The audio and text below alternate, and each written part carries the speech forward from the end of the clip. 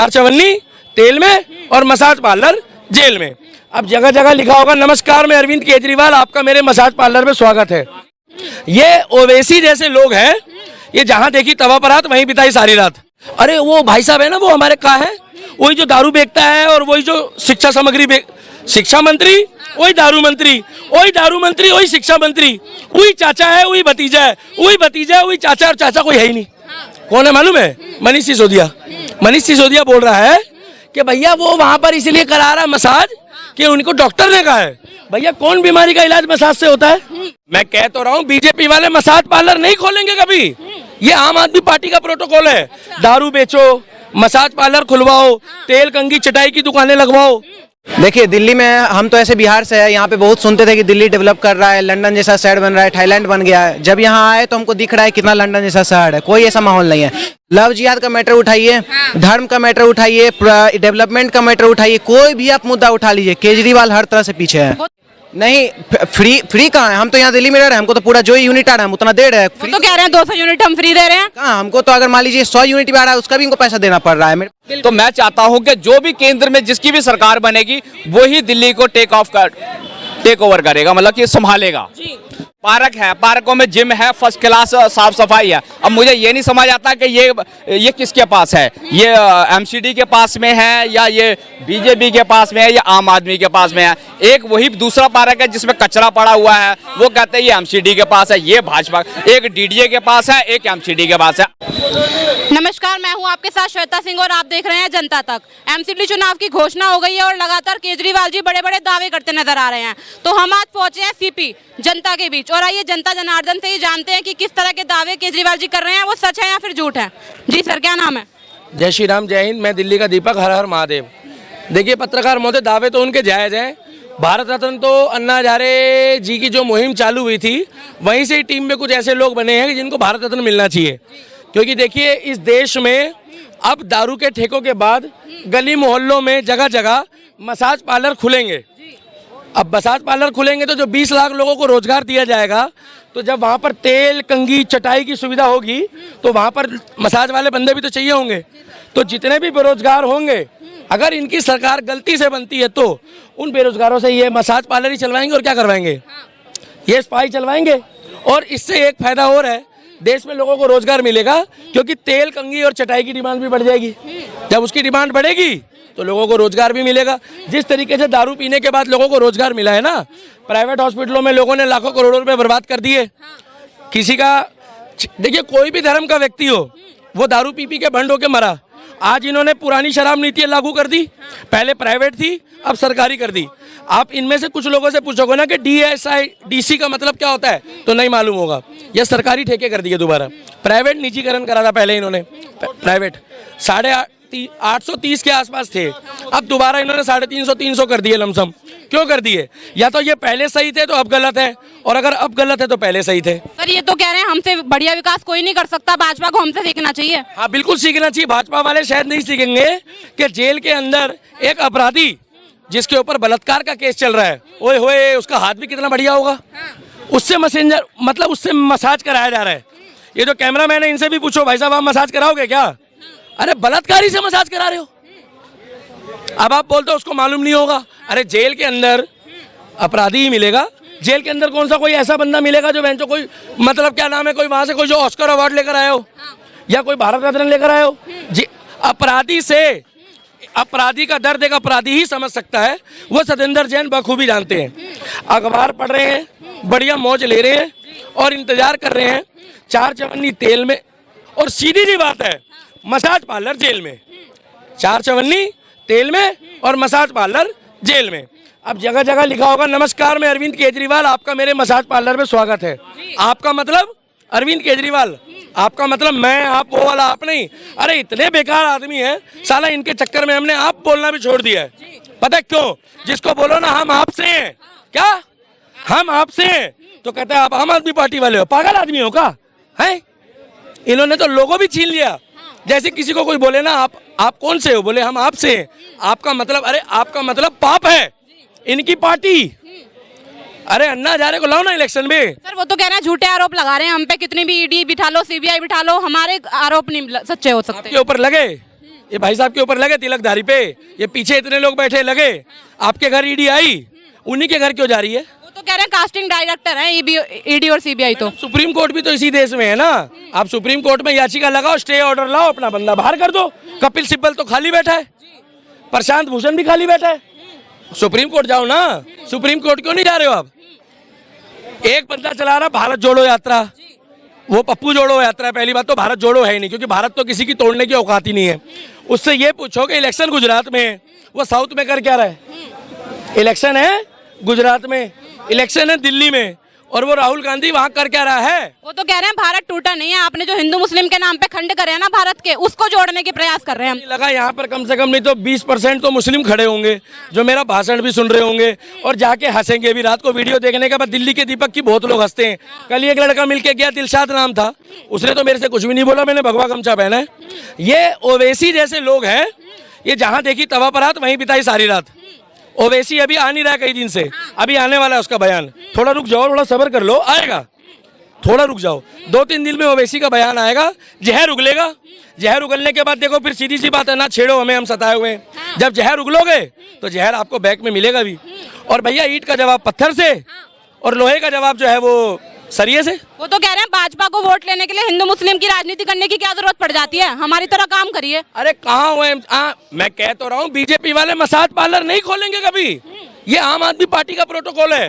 दारू बेचो, massage parlour खुलवाओ, तेल कंघी चटाई की दुकानें लगवाओ। ये बीजेपी वाले क्या? अरे ये तो कांग्रेस वालों ने भी नहीं करा 70 साल में। ये तो कांग्रेस से भी 4 कदम आगे निकले। कांग्रेस वालों ने भी कभी मसाज नहीं करवाए, जेल में तो वो भी गए हैं, जेल में कांग्रेस वाले भी गए हैं, मगर मसाज किसने कराया? यहाँ इतने लोग आए, पूछो कोई अपने बच्चे को क्या मसाज पार्लर में भेजेगा? कोई भेजना चाहता भाई साहब मसाज पार्लर में, वो भी जेल के अंदर?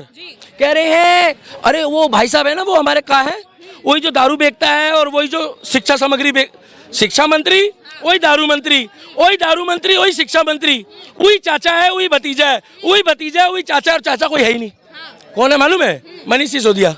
मनीष सिसोदिया बोल रहा है कि भैया वो वहां पर इसलिए करा रहा है मसाज कि उनको डॉक्टर ने कहा है।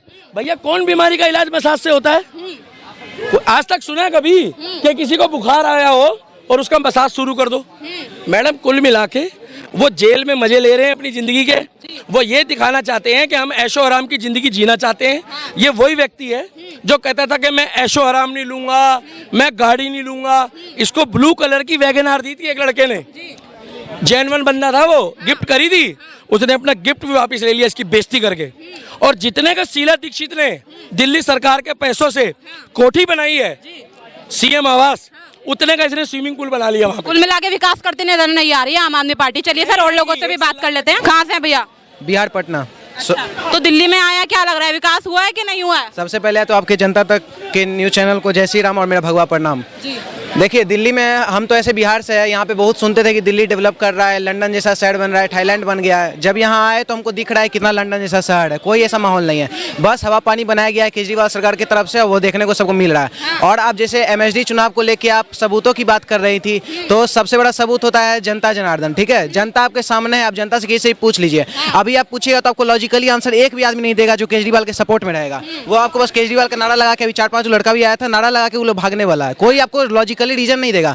लव जिहाद का मैटर उठाइए, धर्म का मैटर उठाइए, डेवलपमेंट का मैटर उठाइए, कोई भी आप मुद्दा उठा लीजिए, केजरीवाल हर तरह से पीछे है। वो तो कहना सिर्फ धर्म की बातें करती है, भाजपा विकास तो हमने किया है, बिजली फ्री कर दी, पानी फ्री कर दिया, क्या काम नहीं किया हमने जनता के लिए?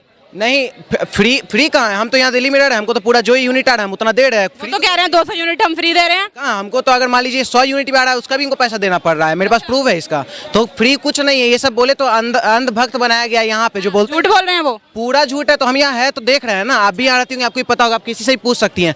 कोई फ्री नहीं है, कोई बिजली उजली कुछ फ्री नहीं है, पूरा हम लोग का पैसा वसूला जा रहा है और बस हवा पानी बनाया जा रहा है, कवरेज। और आप जो बोलते हैं कि बीजेपी प्रचार कर रहा है, प्रचार बीजेपी नहीं कर रहा है। हर जगह पोस्टर, दिल्ली में आए तो देखे रोड बड़ा बड़ा है, जब अंदर एंट्री मारे हैं देख रहे सब जगह ऐसे नमस्कार मैं केजरीवाल, आप लोग के डेवलपमेंट शहर में स्वागत है। कुछ डेवलपमेंट नहीं। वो तो कह रहे हैं मोदी जी की जो रैली है उनमें बिल्कुल भी भीड़ नहीं आ रही, 700 लोग आ रहे हैं। तो इसलिए उन्हें सुकेश चंद्रशेखर को अपना स्टार प्रचारक बना लेना चाहिए। कम से कम एक गेट पे मोदी जी खड़े हो जाएंगे, एक गेट पे सुकेश खड़ा हो जाएगा, कम से कम भीड़ तो आएगी मोदी जी की सभाओं में। पैसे से जुटाने वाली भीड़ मोदी जी को जरूरत नहीं है, मोदी जी ऐसे ही काफी है। और उनको मन में जो इज्जत कर रहा है और जो जान रहा है कि क्या हुआ है देश में, आप यूपी वाला ही मुद्दा मुद्दा उठा लीजिए, अभी लव जिहाद का मैटर हुआ था 2 गो, ठीक है। एक निधि नाम की लड़की को सुफियान यूपी में फेंका था, ठीक है, छत पे से, और एक दिल्ली में आफ्ताब अमीन वाला, जो आप लोग सब कोई जान रहे हैं, हर कोई यहाँ से वाकिफ होंगे, ठीक है। 2 मैटर था, दिल्ली का मैटर उठा लीजिए, अभी तक उसको साइको क्राइटेरिया दिया जा रहा है, जबकि वो साइको है नहीं, ठीक है, ताकि वो फांसी से बच जाए। और आप सेम आप वही कंडीशन को लेकर आप यूपी में जाइए, तो यूपी में आप देख सकती हैं कि क्या हुआ है, उसको पैर में गोली मार के इनकाउंटर किया गया नेक्स्ट डे।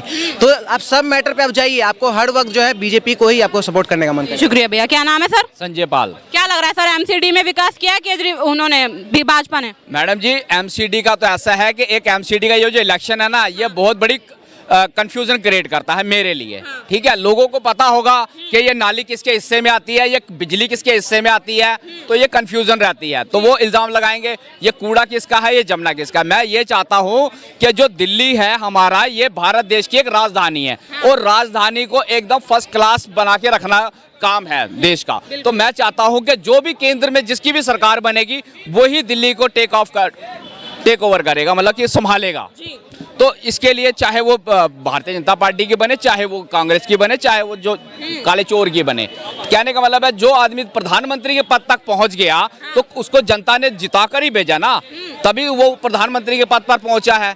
तो उसमें वहां पर पहुंचने के बाद वो दिल्ली को अपने आप ही अच्छे से करेगा, बिजली पानी जो भी देना है वो फ्री देगा, पैसे लेगा। तो एक प्रधानमंत्री का जो पद होता है बहुत बड़ा पद होता है, तो वो दिल्ली को, क्योंकि यहाँ पर जो है वर्ल्ड से टूरिस्ट आता है, क्या प्रेजेंट करेंगे हम अपने?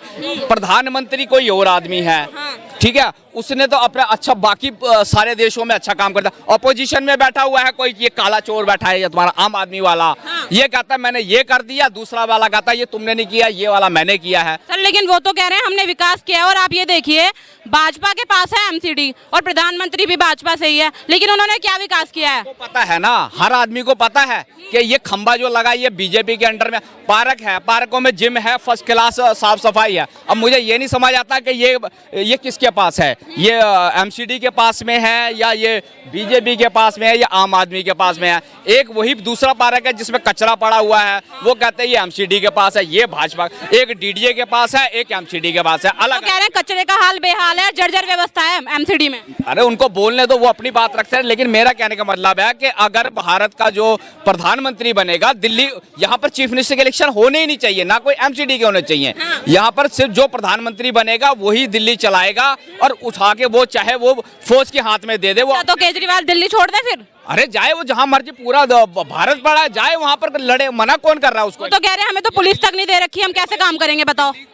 मैडम जी, दिल्ली का कहने का मतलब है कि एक राजधानी, ठीक है नहीं, जैसे हम अपने पूरे मकान के अंदर एक कमरा, अपना मेन जो कमरा जहां बैठक होती है, उसको सुबह शाम मेंटेन करके रखते हैं, क्योंकि दिन में 10 गेस्ट आते हैं। तो ऐसे ही देश, ये दिल्ली की राजधानी है, यहाँ पर इंटरनेशनल टूरिस्ट आता है, विदेश मंत्री लोग आते हैं, क्या दिखाएं। अभी लास्ट में पीछे किसी देश के एक मिनिस्टर आए हुए थे, उस टाइम पर यहाँ सीरमपुर में दंगे चल रहे थे। तो अगर यही काम अगर केंद्र के हाथ में होता, ठीक है, और या उसने उठा के वो तो कह रहे हैं केंद्र के पास ही तो पुलिस है, पुलिस कौन सा हमारे पास है? एक दूसरे पे ब्लेम ही तो लगाते हैं, मैंने भी तो वही कह रहा हूँ। तो पुलिस तो केंद्र के पास ही है, बीजेपी के पास में है, और दिल्ली जो है वो आम आदमी के पास में है। तो ये कंफ्यूजन क्यों रहे? मैं तो कहता हूँ ये होना नहीं चाहिए।